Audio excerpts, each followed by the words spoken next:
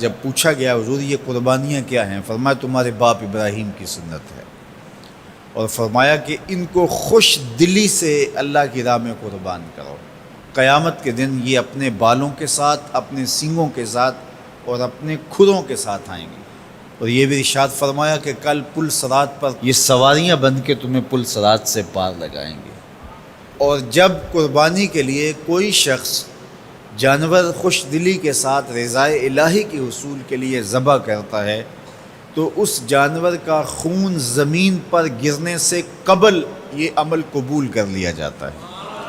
اور یہ بات بھی ذہن میں رکھیے گا کہ ایام نہر یہ 3 دن جو خون بہانے کے ہیں، 10، 11 اور 12 تاریخ، ان ایام میں آپ جو بھی عمل کریں، نماز پڑھیں اور دیگر صالح اعمال کریں، بہت قابل قبول ہیں اور اللہ ان کو قدر کی نگاہ سے دیکھتا ہے۔ لیکن ان ایام میں جو سب سے زیادہ اللہ کو محبوب عمل ہے وہ راہ خدا میں خون بہانا ہے، قربانی پیش کرنا ہے۔ تو قربانی کا کوئی اور متبادل نہیں ہو سکتا۔ کچھ لوگ یہ فلسفہ ان دنوں کے اندر بیان کرتے ہیں کہ 20-50 ہزار کی قربانی کرنے کی بجائے اتنے اگر کسی غریب کو دے دیے جائیں تو اس کے 2-3 مہینے خیریت سے گزر جاتے ہیں، اور وہ گھر کے اندر جو ہے وہ ضرورت کی چیزیں ڈال لے تو گوشت تو 2-4 دن کے اندر کھایا پیا جاتا ہے، ختم ہو جاتا ہے۔ لیکن اگر اتنے پیسے کسی غریب کے گھر دے دیے جائے تو یہ اچھی بات ہے۔ تو اسلام کب اس عمل سے روکتا ہے؟ غریب کی مدد کیجیے، صرف عید کے دن ہی نہیں، مینڈے کی جگہ ہی نہیں، بلکہ اسلام تو راہ خدا میں جانور ذبح کر کے اسی جذبے کو بیدار کرنا چاہتا ہے کہ تمہیں گوشت کی ضرورت بھی نہیں تھی پھر بھی تم نے ذبح کر دیا، تو جہاں ضرورت ہوگی اور تمہاری ہمسائیگی میں، تمہارے اطراف میں جب کوئی غریب ہوگا تو پھر تم اس کے لیے ذبح کیوں نہیں کرو گے؟ اس کے لیے تم قربانی کیوں نہیں کرو گے؟ اِثار کیوں نہیں کرو گے؟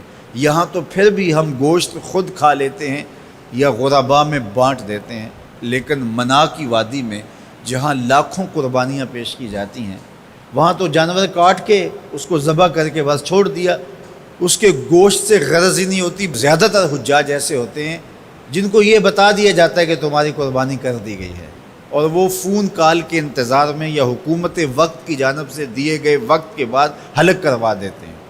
تو انہوں نے نہ اپنا جانور دیکھا ہوتا ہے، نہ اس کو ذبح ہوتے دیکھتے ہیں، تو صرف انہیں ٹائم بتلا دیا جاتا ہے یا ان کو کال کر دی جاتی ہے تو یہ ان کے لیے کافی ہوتا ہے۔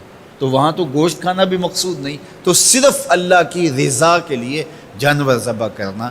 تو جب رضائے الہی کے لیے جانور ذبح کرنے کا جذبہ پیدا کر کے تمہیں راہ خدا میں خرچ کرنے کی ترغیب دی جاتی ہے تو پھر تم پورا سال خرچ کرو گے، تمہارے لیے کوئی مشکل اور کوئی مشقت نہیں ہوگی۔ لیکن اگر تم جو ہے وہ اس جذبہ خیر سے نور حاصل نہیں کرو گے تو پھر تمہیں یہ دولت نصیب نہیں ہوگی۔ تو سب سے افضل عمل ان 3 ایام کے اندر جو بتایا گیا وہ یہی ہے کہ راہ خدا کے اندر خون بہانا ہے۔ اللہ کے محبوب علیہ الصلوۃ والسلام کی خدمت میں جو ہے وہ مینڈے لائے گئے جو چتکبرے تھے، اور حضور علیہ الصلوۃ والسلام نے اپنے مبارک ہاتھ سے ان کو ذبح کیا۔